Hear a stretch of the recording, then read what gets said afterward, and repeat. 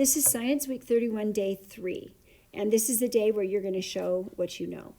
So the question that you're being asked is, suppose you had watched a sunset with your class and two students have a disagreement.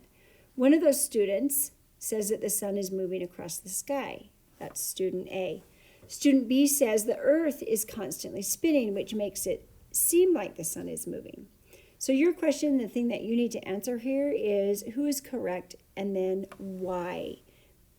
Don't just say, oh, student B, and then don't say anything. Or, oh, student A, without telling why you think whatever student you have chosen is correct. On the second slide, you have two pictures. The first picture is the sun shining down on Earth, and Utah is at the bottom of the Earth. Second picture is the sun shining down on Earth, and Utah looks like it's at the top of the Earth.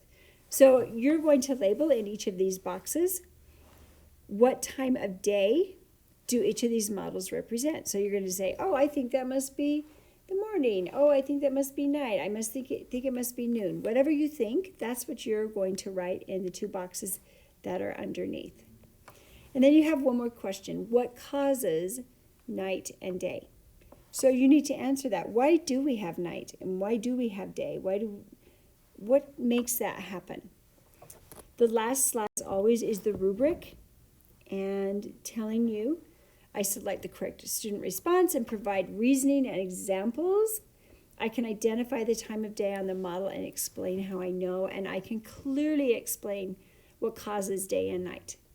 My explanation uses vocabulary and ideas from the lesson. So that's what you're going to do for a 4.